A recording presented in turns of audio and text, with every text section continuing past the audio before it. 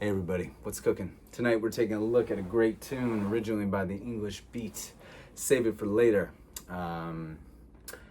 Specifically though, this version by Eddie Vedder. And yeah, it just rocks, it cooks, I love it.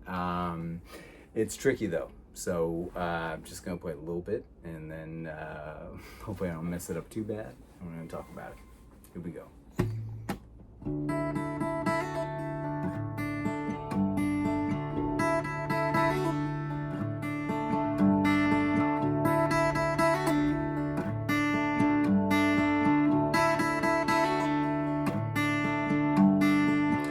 Dozen other dirty lovers, oh, must be a sucker for them. Cry, but I don't need my mother. Just hold my hand while I come to a decision on it. Sooner or later, legs give way, you hit the ground. Save it for later, don't run away, don't let me down. Sooner or later, you'll hit the deck, you'll get found out. Sooner or later, don't run away, let me down, let me down. Run away, let me down, run away. Sooner or later, gone away, you hit the ground. Save it for later, you'll run away, you let me down. Sooner or later, you'll hit the deck, you get found out. Save it for later, don't run away, let me down. Let me down, run away, let me down.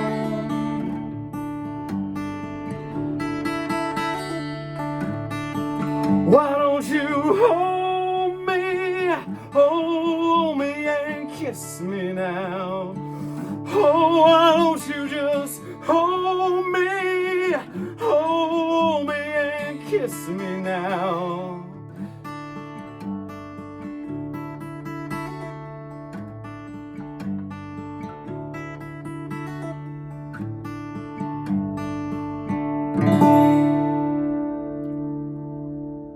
My God, I did like a verse and a chorus without messing up. Oh my goodness. Amazing. Anyway, great tune. Love it. Let's talk about it now. We are not in standard tuning, as you can tell, hopefully. We are in DADAAD tuning. I know it sounds odd. But anyway, D-A-D-A-A. It's a lot of tune. A-A-D. So yeah, DADAAD tuning. Basically, you're just tuning your guitar so you've got this great power chord, a D major power chord, because all we've got is D and A. Leaves the world open to possibilities. So what you're going to do is take your E string, your low E, bring it down to D. A is going to stay the same, right? D is going to stay the same. G, very slightly, very slowly, very gently, delicately, you're going to bring your G up to A. It will do it. It will go up there. You just gotta do it nice and easy. Then you're gonna take your B string and bring it down to A. So these two strings, G and B, should both sound like A. And then lastly, your E string, your high E, you're gonna bring down to D. So when you're in this tuning, you've got D, A, D, A,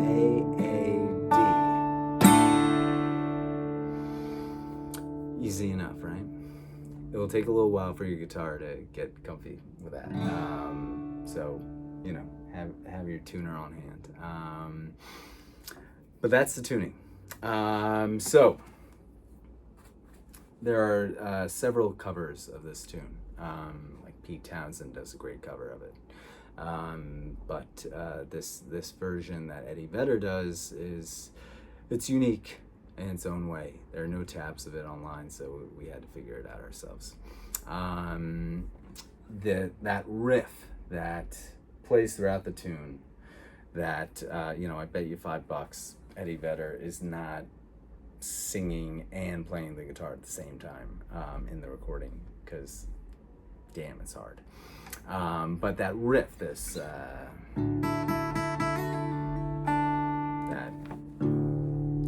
riff right there, that's the trickiest part.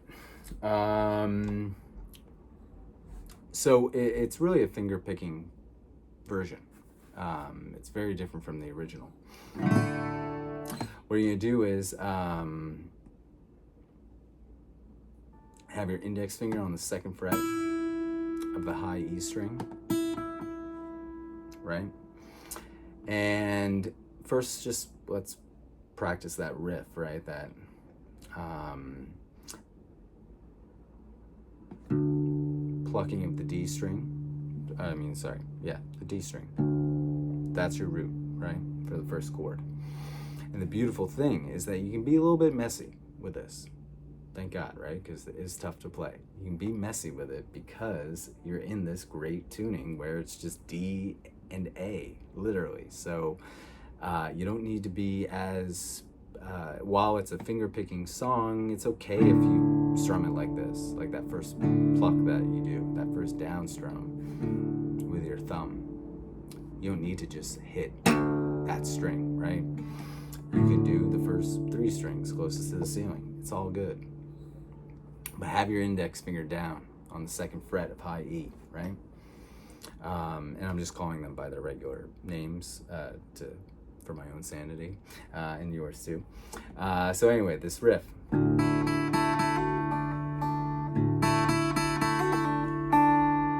we go. The power is all in the left hand, okay? You really got to just beef up that pull off, hammer on strength with your left hand for this. So that's what he's doing. He's hammering on. He's first plucking like that, right? So I use my right ring finger here and plucking the bottom 3 strings closest to the floor. That didn't sound very good. Here we go. That's it. That's the whole thing. Really nice and slow. And then you hammer on. You pluck and hammer onto the 4th fret with your ring finger, 4th fret of the high E string. And then you quickly pull off. So your index finger is down the whole time. And then you pull off again. So one more time, nice and slow.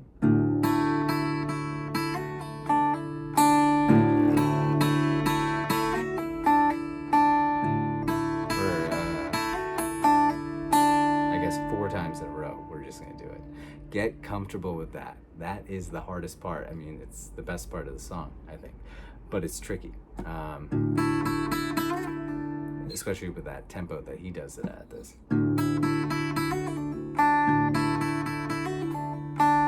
So just put that on repeat. Get comfortable with that. This. That's it. Impress all your friends just with that. Okay, then what you're gonna do is you need the root. So I do it up here, actually. Obviously, you can pluck this open A string. Now, if we want to get really specific and really particular about what you hear in the Eddie Vedder version, what he's doing is he's got his ring finger for the 2nd chord, right? So we got the intro is the verse, so let's just keep it as the intro right now. Nice and slow. And then you do ring finger on the 7th fret of low E, like that. And your index is on the 4th fret of B, pluck low E again, and then we need our G chord. So middle finger on the 5th fret of low E, take everything else off, and you're gonna pluck, and then pluck, so low E, and then high E, and then the B string, and then back there to our low E string. So the whole thing is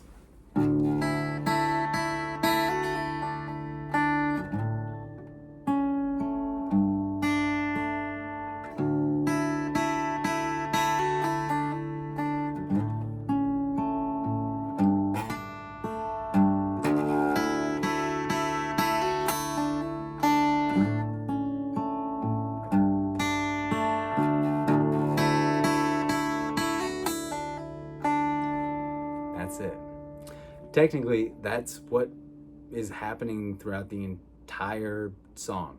That's it. Literally, that's it. In the verses, in the choruses, that's what he's doing. Now, that being said, if you notice me trying to sing and play at the same time, it's really tough. You know, if you want to sing along, it's really tough to keep that riff going, especially at the fast tempo of I already messed it up, right?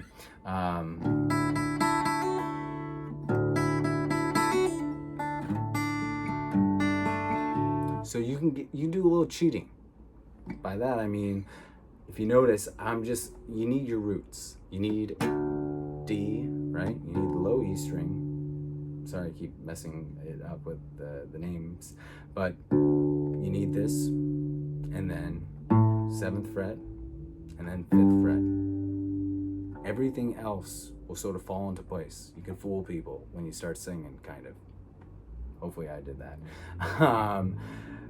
And not focus on that riff so much when you're singing, because it is tough to do both at the same time. It's not a vocally easy song either. You know, you can get away with not doing the entire riff as long as you respect the chord progression, the harmonic changes. So as long as you get this,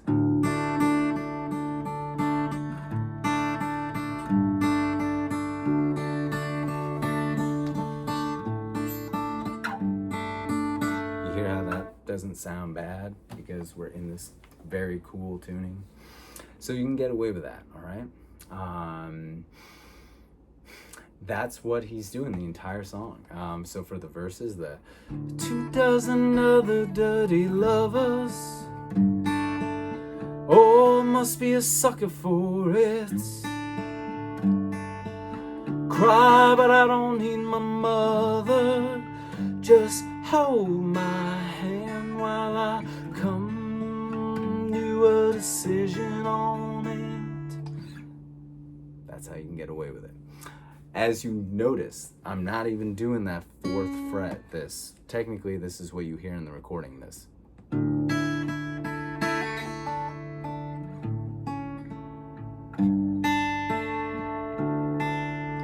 That's what you're hearing. You don't really, that 4th fret of the B string, when you've got your ring finger on the 7th fret to get the A, you don't really need that when you're singing.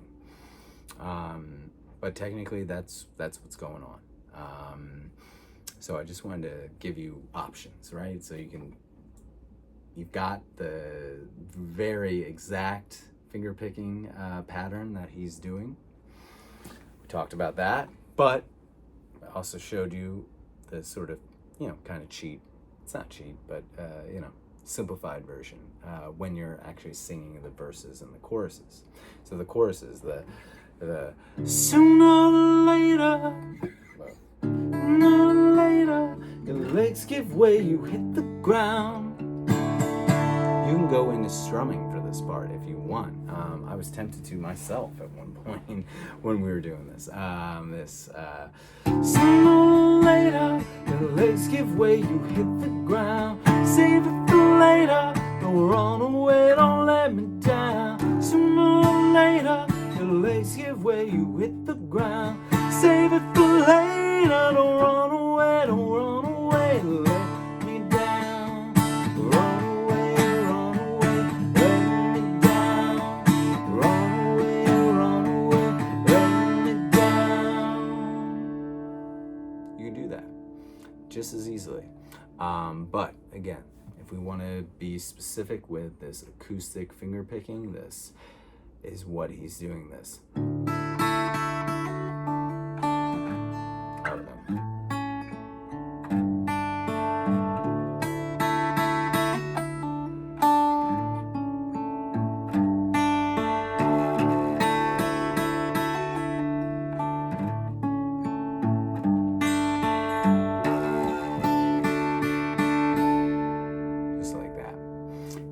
Tune at this point. So a lot of options, but I hope that this at least is enough of a foundation for you to sort of run off with this tune and make it your own, because you could really do it so many different ways, as the other covers and artists have shown us before. Make it your own. I think this is a cool version that kind of maintains the integrity of Eddie Vedder's cover, but also makes it easy to sing and play at the same time, because obviously that's a lot more fun when you can do both. And yeah, it's a fantastic tune. I hope you like it. It's definitely worth the tuning, worth the practice. It pays off huge. Let me know if you have any questions. Thanks for watching.